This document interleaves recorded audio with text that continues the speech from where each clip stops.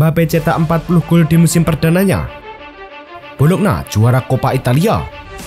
Shakhtar raih gelar Piala Ukraina ke-15. Galatasaray raih trofi Piala Turki.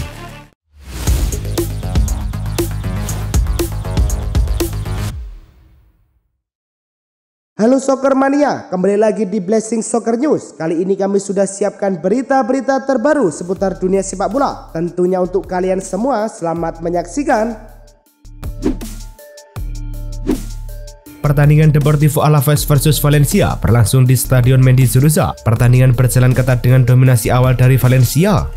Momen penentu terjadi pada menit ke-79 ketika Johan Jordan, pemain pengganti Alavés, berhasil mencetak gol dari titik penalti. Gol penalti Johan Jordan ini menjadi satu-satunya gol dalam pertandingan, membawa Alavés meraih kemenangan 1-0 yang sangat berarti. Tambahan 3 poin membuat Alavés kini duduk di posisi ke-17 dengan 38 poin, sementara Valencia di posisi ke-11 dengan 45 poin. Pertandingan antara Villarreal versus Leganes berlangsung di Stadion de la Ceramica. Ayoze Perez dengan sentuhan cerdik menjebol gawang Leganes dan membawa Villarreal unggul 1-0 di menit ke-10. Ayoze Perez yang dengan tenang menuntaskan mencetak gol keduanya di pertandingan ini, sekaligus gol ke-21 musim ini. Menjelang turun minum, Nicolas Pepe dengan elegan menuntaskan peluang mematikan keunggulan 3-0 bagi Villarreal. Tambahan 3 poin membuat Villarreal kini duduk di posisi ke-5 klasemen dengan 64 poin, sementara Leganes di posisi ke-18 dengan 34 poin. Real Madrid versus Mallorca di pekan ke-36 La Liga bertanding di Santiago Bernabeu. Madrid tertinggal lebih dulu di menit ke-11 melalui Martin Velzen. Skor 1-0 bertahan hingga jeda. Baru di babak kedua Madrid berhasil menyamakan skor. Di menit ke-68, Kylian Mbappe melepaskan tembakan tanpa mampu dihalau Leo Roman. Madrid akhirnya mengunci kemenangan jelang laga usai. Bermula dari sepak pojok di menit ke-90+5, Jacobo Ramon menaklukkan Roman. Skor 2-1 bertahan hingga usai. Tambahan 3 poin membuat El Real kini duduk di posisi kedua klasemen dengan 78 poin, sementara Mallorca di posisi ke-9 dengan 47 poin. Final Coppa Italia menyajikan duel AC Milan versus Bologna di Olimpico. Rosso belum membuka keunggulan selepas jeda usai laga 0-0 hingga turun minum. Dan Ndoye mendapatkan bola liar usai Theo Hernandez memotong bola. Ndoye mengecoh lini belakang Milan, lalu melepas sepakan keras yang tak terbendung Maignan. Bologna unggul 1-0 di menit ke-53. Bologna menang 1-0 untuk meraih juara Coppa Italia. Ini merupakan trofi pertama Bologna dalam 27 tahun terakhir. Setelah menunggu lebih dari setengah abad, Bologna akhirnya berhasil mengukir sejarah baru dengan memenangkan Coppa Italia 2024-2025. Kemenangan ini menjadi gelar Coppa Italia ketiga dalam sejarah klub, sekaligus mengakhiri puasa gelar selama 51 tahun. Sejak terakhir kali mereka juara pada 1974, gelar terakhir yang diraih Bologna adalah juara Piala Intertoto 1998. Prestasi ini sekaligus menegaskan rekor sempurna Bologna di final Coppa Italia, di mana mereka selalu berhasil menjadi juara setiap kali mencapai babak puncak kompetisi. Shakhtar Donetsk berhasil mengamankan gelar juara Piala Ukraina untuk yang ke-15 kalinya dalam sejarah klub.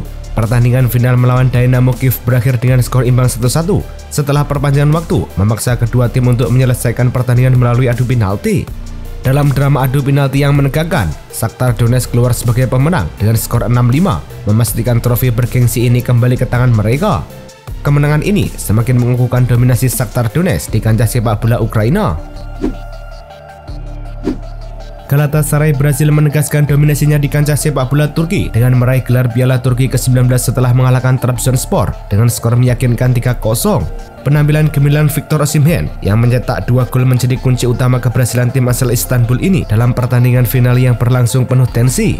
Kemenangan ini semakin mengukuhkan posisi Galatasaray sebagai salah satu klub tersukses di Turki dan menambah koleksi trofi dengan 22 gelar juara Liga Super League dan 19 gelar Piala Turki hingga saat ini. Kylian Mbappe berhasil mencetak rekor yang luar biasa dengan mencetak 40 gol di musim perdananya bersama Real Madrid. Pencapaian ini terdiri dari 28 gol di La Liga dan 12 gol di kompetisi lainnya. Selain itu, Mbappe juga mencetakkan 5 assist di semua kompetisi. Dengan torehan gol ini, ia sangat berpeluang untuk meraih trofi Pichichi sebagai pencetak gol terbanyak di La Liga. Meskipun sempat diragukan di awal musim, Mbappe mampu membuktikan diri dan hanya terpaut 4 gol dari rekor gol terbaiknya dalam satu musim. Max Hilgers tampil sebagai starter saat FC20 menjamu Asa Kemar. Naas, di laga ini ia gagal membawa timnya menang usai tumbang 2-3 dari tamunya. Di laga tersebut, Max Hilgers tampil selama 86 menit dan mendapat rating 6,4 dari SofaScore usai membuat 4 sapuan, 1 blok, 1 tackle, dan hanya memenangkan 3 dari total 7 duel dengan lawan. Dengan kekalahan tersebut, FC20 harus rela turun di posisi ke-6 dengan 54 poin dari 33 pertandingan. Tom Haye tampil sebagai starter bagi Almere City saat menjamu Fortuna Sittard. Naas, di laga itu timnya harus bermain imbang 1-1 sehingga dipastikan terdegradasi dari Eredivisie. Tom Haye sendiri tampil ciamik dan mendapat rating 8 dari SofaScore usai membuat 3 sapuan kunci, 35 operan sukses, 1 intercept, 5 tackle, dan memenangkan 10 dari 11 total duel. Dengan tambahan 1 poin, Almere City terdegradasi usai menempati posisi ke-18 klasemen dengan 21 poin dari 33 pertandingan. Calvin Verdong juga dipercaya tampil sebagai starter bagi NEC Nijmegen saat menjamu NIC Breda. Di laga tersebut, ia berhasil membawa timnya menang 3-0. Calvin Verdong mampu mendapatkan rating 7,2 dari SofaScore usai melepaskan 1 tembakan, 1 sapuan, 2 intercept, 2 tackle, 60 operan sukses, dan memenangkan 2 dari total 5 duel di lapangan. Dengan tambahan 3 poin, membuat NEC Nijmegen naik ke peringkat ke-8 dengan 40 poin dari 33 pertandingan. Eliano Reinders dipercaya tampil sebagai starter dan bermain di bek kanan saat PSV Zwolle melumat tuan rumah Willem Ill dengan skor 2-1. Di laga itu, Eliano Reinders mendapat rating 7,7 dari SofaScore usai membuat 1 gol, 2 tembakan, 2 sapuan, 3 intercept, 1 tackle, 30 operan sukses, 1 umpan kunci, dan memenangkan 3 dari 8 duel. Dengan tambahan 3 poin, membuat PSV Zwolle naik di peringkat ke-13 dengan 38 poin dari 33 pertandingan. Alexander Sørloth berhasil mencuri perhatian dalam musim pertamanya bersama Atletico Madrid. Penyerang asal Norwegia ini mampu mencetak 17 gol di La Liga dan 4 gol tambahan di Copa del Rey. Rata-rata 1 gol setiap 82 menit di Copa Domestik menegaskan betapa efektifnya kontribusi Sørloth bagi tim. Keberhasilannya ini membuat manajemen Atletico Madrid menetapkan harga transfer sebesar 50 juta euro sebagai bentuk apresiasi sekaligus antisipasi tawaran dari klub-klub lain yang mulai melirik sang pemain. Real Madrid telah mencapai kesepakatan penuh untuk mendatangkan bek muda berbakat Dean Huijsen dari Bournemouth. Kabar ini menjadi angin segar bagi lini belakang Los Blancos yang sempat mengalami masalah kedalaman pemain. Menurut laporan dari Marca, Bournemouth telah menyetujui persyaratan Real Madrid untuk kesepakatan Dean Huijsen dengan klausul pelepasan sebesar 50 juta pound sterling yang akan dibayarkan pada akhir tahun 2026. Lampu hijau terakhir dibutuhkan untuk melanjutkan dan menyegel kesepakatan dengan kubu pemain karena Huijsen selalu mengutamakan Madrid. Penyerang Barcelona Ferran Torres harus menepi dari lapangan hijau setelah didiagnosis menderita appendicitis. Kabar ini tentu menjadi pukulan bagi tim Katalan, mengingat Torres tampil cukup impresif musim ini sebagai pelapis Robert Lewandowski.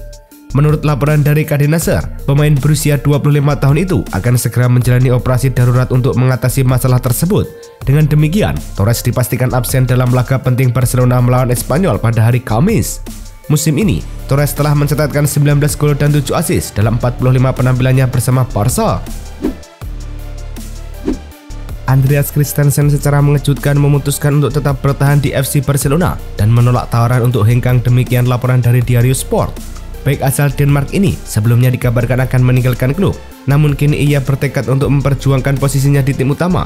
Meskipun sempat menjalani kesulitan akibat cedera sepanjang musim, ia tetap optimis dengan masa depannya di Barcelona. Jika Christensen bertahan, Barcelona tidak perlu lagi mendatangkan bek baru. Hal ini memberikan fleksibilitas bagi klub untuk fokus pada penguatan lini lainnya. Sevilla memutuskan untuk tidak memperpanjang masa pinjam Albert Sambi-Lokonga, yang berarti ia akan kembali ke Arsenal.